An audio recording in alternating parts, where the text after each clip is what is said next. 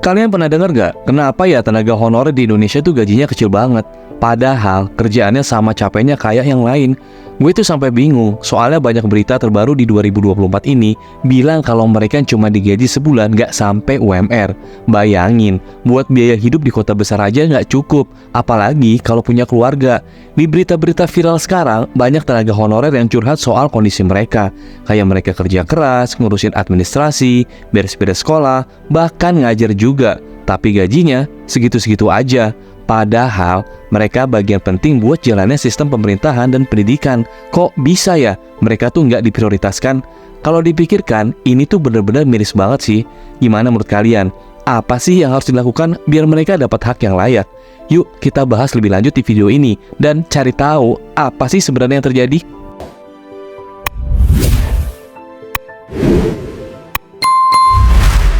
Terus kalau pemerintah nggak bisa menggaji para tenaga honorer, kenapa masih aja ada instansi pemerintah yang menerima tenaga honorer?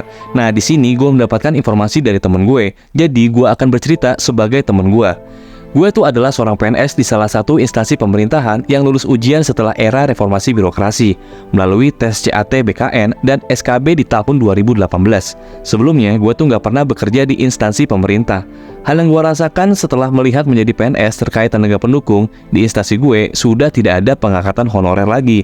Jadi gue tidak membahas guru atau tenaga kesehatan ya, soalnya bukan ranah gue. Yang pertama, sebenarnya ini tuh sudah salah dari awal penerimaan tenaga kontrak, di mana hampir semua adalah bawaan orang dalam. Dari instansi daerah sampai pusat tuh sama. Kenapa gue bisa tahu? Adik gue tuh juga PNS, dia tugas di pusat. Dia bercerita kalau tenaga kontrak semua tuh bawaan. Tahun lalu, adik gue yang baru lulus coba ngelamar di salah satu instansi pusat di Jakarta, posisi sebagai tenaga kontrak dan diumumkan di website. Dia sudah wawancara sampai akhir. Tiba-tiba diinfokan dia tidak lulus dong, dan yang lulus adalah keponakan dari salah satu petinggi instansi tersebut. Padahal yang bersangkutan tuh nggak pernah ikut ujian. Hampir semua rekrutmen tenaga pendukung sudah diketahui siapa yang lulus. Kalau kita tidak punya backingan, susah deh bisa tembus. Tahun ini ada P3K yang seleksi melalui BKN, tapi syaratnya belum semua orang bisa melamar. Semoga pola rekrutmennya tuh semakin terbuka dan bisa diikutin semua warga negara seperti CPNS.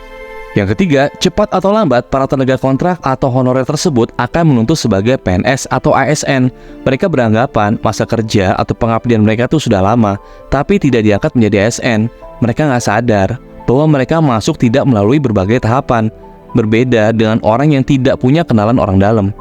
Yang keempat, secara kemampuan, banyak sekali yang tidak mempunyai skill sesuai bidang kerjanya, hanya datang dan online di kantor. Yang kelima, bahkan banyak tenaga pendukung yang lebih merasa superior dari PNS karena mereka mempunyai orang dalam yang punya pangkat dan jabatan. Yang keenam, reformasi birokrasi itu belum berhasil. Soalnya banyak sekali generasi lama yang masih memiliki kekuasaan. Banyak di antara mereka juga nih ya, masuk sebagai PNS tanpa seleksi. Yang ketujuh, pemerintah pusat dulu tidak tahu terkait jumlah honorer karena kewenangan pengangkatan di instansi masing-masing. SK-nya pun hanya dari satuan kerja, bukan dari BKN.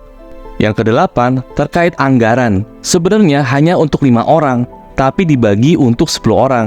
Hal ini tuh sering terjadi. Sebenarnya di anggaran tuh gaji mereka lumayan, tapi kebijakan instansi berbeda-beda. Mereka menggunakan kekuasaannya untuk memasukkan keluarganya. Masih banyak sekali carut-marutnya kepegawaian di pemerintahan. Namun, gue memberikan pandangan pribadi gue ya, hal yang gue lihat, alami, dan rasakan. Tidak ada niat menjatuhkan sama sekali. Jadi, itu tadi obrolan kita soal nasib tenaga honorer di Indonesia yang gajinya kecil banget. Bahkan, di 2024 ini masalahnya tuh belum selesai juga. Menurut kalian, apa sih solusi terbaik biar mereka dapat upah yang layak? Apakah pemerintah harus bikin kebijakan baru? Tulis pendapat kalian di kolom komentar ya. Gue penasaran banget sama ide kalian. Jangan lupa juga like, share, dan subscribe biar kalian nggak ketinggalan video-video terbaru dari gue. Kita ketemu lagi di video selanjutnya dengan topik-topik menarik lainnya. Stay tune!